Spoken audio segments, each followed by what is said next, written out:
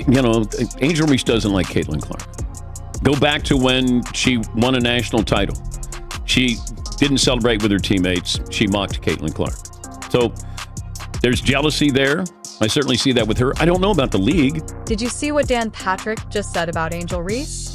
He labeled her jealous of Caitlin Clark's influence on the WNBA and criticized Reese's assertion that fans are following her rather than Clark. Why are these two of the top names in women's basketball at odds? While some questioned why not Angel Reese, Patrick did more than just level charges. He also presented receipts and pointed out the cover of Clark's Time magazine. By this, but there's nothing wrong with admitting that you watch a sport because of one singular person. People watch golf because of Tiger. The response reveals more about women's sports recognition. Like Gretzky impacted hockey, Clark changed the WNBA scene.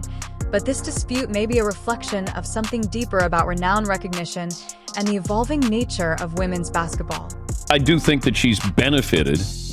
The WNBA has benefited from Caitlin Clark and the publicity. She's the one who has to answer these questions, though, after games.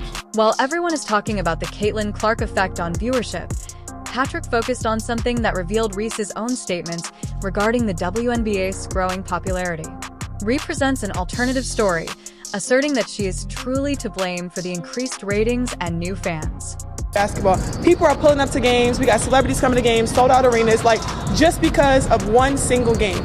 And just looking at that, I'll take that role. I'll take the bad guy role, and I'll continue to take that on and be that for my teammates. And if I want to be that, and I know I'll go down in history, I'll look back in 20 years and be like, yeah, the reason why we watching women's basketball is not just because of one person. It's because of me too, and I want y'all to realize that. When reporters questioned Patrick about Clark breaking attendance records during a recent post-game interview, Patrick pointed out that Reese purposefully attempts to minimize Clark's impact on the league.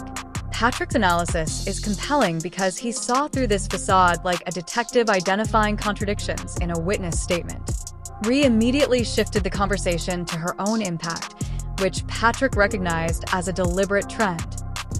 Now, you can't factor in that Caitlin Clark and Angel Reese don't have a good relationship, and Angel Reese has mocked Caitlin Clark, has roughed up Caitlin Clark a couple of times. Patrick's method of breaking it down finds it difficult to accept that Clark is changing the WNBA environment. Take into account the data that when Clark joins the league, venues sell out, television ratings soar, and media coverage soars.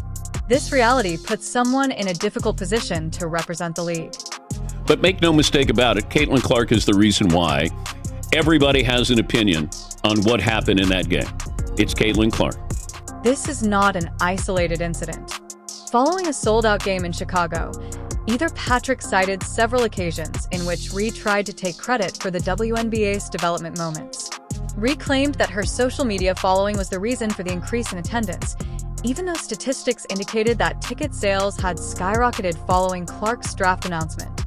Every move in this rivalry is like a chess game, with Reese strategically placing herself to offset Clark's natural popularity. WNBA has been around a couple of decades, and people didn't notice the game. They're noticing it now. Well, that's because of Caitlin Clark, not Angel Reese. Angel Reese has played a role in this, and she's a very good player. But there's nothing about her game that's really interesting that is going to translate to people who may not watch the WNBA, may not care about basketball. She is a social media star, and she has capitalized on that. Clark lets her basketball prowess speak for itself, but Patrick characterized Reese as a social media celebrity playing a calculated game. According to Patrick, Reese uses social media to her advantage, creating controversy to stay relevant. She understands that maintaining this rivalry enhances her brand. Here, Angel Reese stays in the news. If Angel Reese was going into the WNBA and Caitlin Clark, no one would care.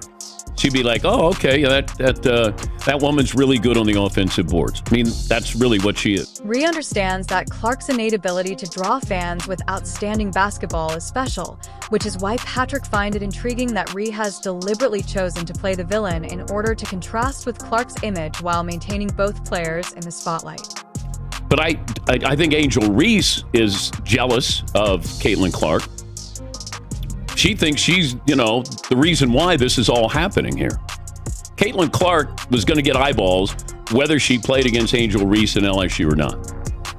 because we had not seen anything like this before. Patrick's jealousy is rooted in the fundamental truth that Clark doesn't need manufactured drama to be a star.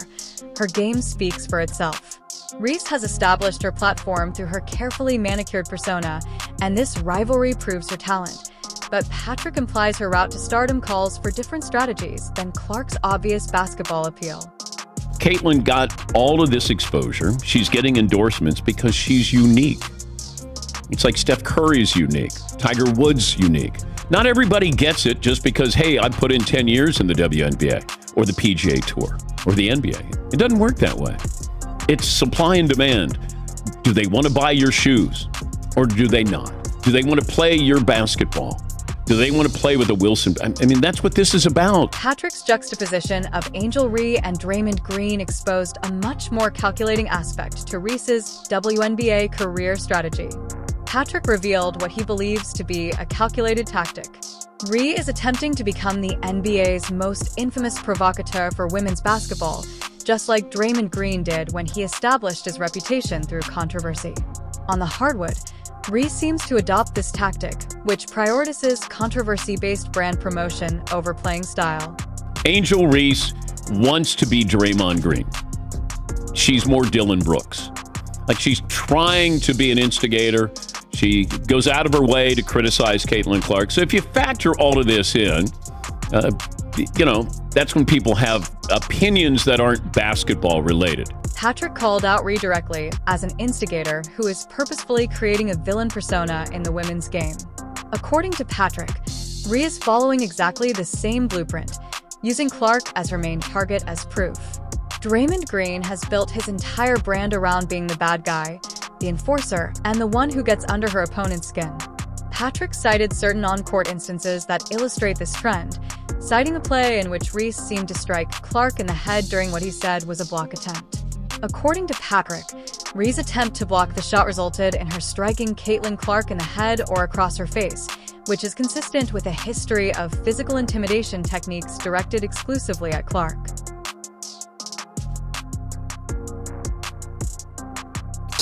Yep, across the head, and they will go to the monitor to review this one. Similar to how Green has perfected the art of ball play that verges on going too far, Patrick presents these acts as planned maneuvers meant to elicit reactions and create headlines. Reese uses the same strategy in her interactions with Clark, seeking to get as much attention as possible with the fewest possible repercussions. So she's sort of embraced a Draymond Green role here. But the eyeballs on the WNBA really have to do with Caitlin Clark. Patrick's analysis of Reese's motivation for using the strategy makes the strategic element more apparent. This antagonistic role is a professional decision. Green is more marketable than many athletes with comparable or superior stats because of his contentious nature. His career has greatly profited from his desire to be the heel, which has led to endorsement deals and media opportunities. By putting herself in the role of Clark's antagonist, Reese seizes the same chance and ensures her spot in any discussion about the emerging star of women's basketball. This is a market positioning tactic in a league where attention directly leads to opportunity. Grace the villain. She understands social media. She's done quite well. She is cashed in, literally cashed in. But her attention, her notoriety is based off Caitlin Clark.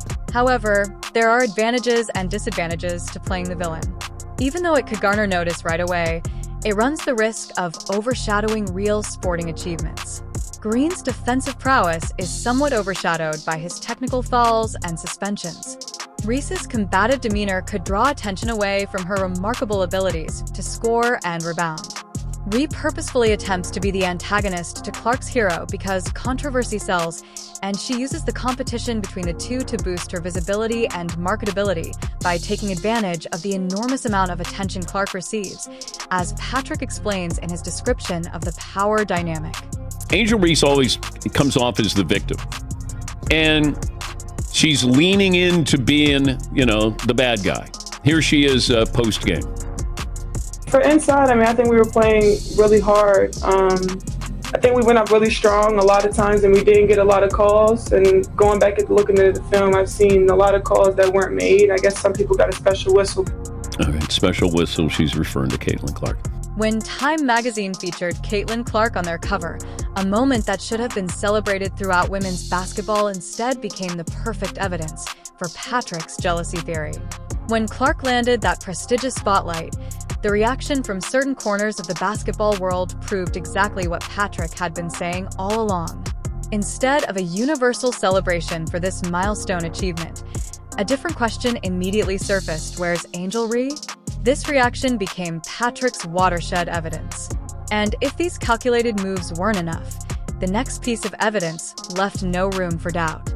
Year, something clicked with the WNBA, and it's because of the draft of the players that came in.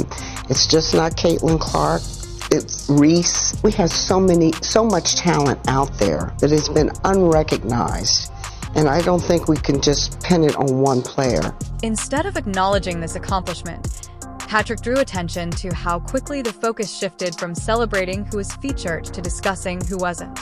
The timing and nature of these reactions struck him as revealing something deeper than simple advocacy for equal recognition. The Time cover represented mainstream cultural recognition of Clark's transformative effect on women's basketball. So I don't know who this person is, but felt like if you're going to celebrate the WNBA, why not celebrate it with everybody in the WNBA or some of the bigger stars and Caitlin Clark? But if you're Time's Person of the Year, it's not the People of the Year, it was a Person of the Year. In particular, Patrick focused on how the owner of the Mystic immediately questioned why Reese wasn't on the cover. This was a pattern of behavior that supported his theory, similar to a historical defining headline that reveals the real story beneath why, at the moment of Clark's greatest recognition, the immediate response would be to question why Reese wasn't sharing the spotlight. Patrick saw this as hard proof that some people can't let Clark have her moment without attempting to divide the attention. And I think right now, it is time for that to happen. So last night, we read Time magazine, where Caitlin Clark was named Athlete of the Year. Why couldn't they have put the whole WNBA on that cover and said, the WNBA is the League of the Year because of all the talent that we have? Because when you just keep singling out one player, it creates hard feelings.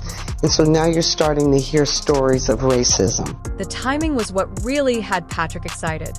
The storyline changed to what Patrick believes are attempts to lessen Clark's unique influence as soon as she gained this historic acknowledgement, which supports his argument about underlying jealousy and the unwillingness to accept Clark's accomplishments for what they are.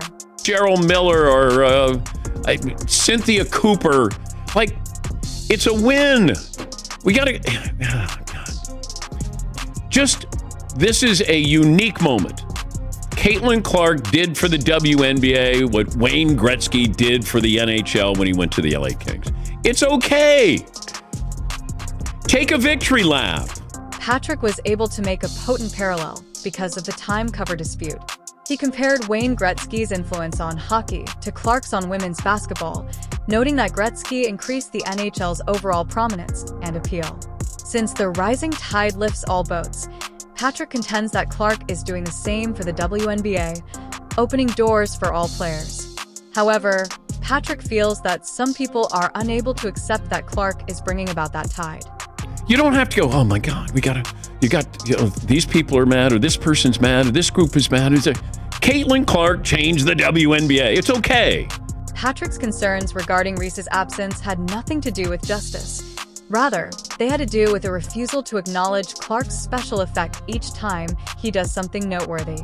The talk rapidly shifts to Reese, as Patrick observes, and this pattern persuaded him that his evaluation of envy is accurate.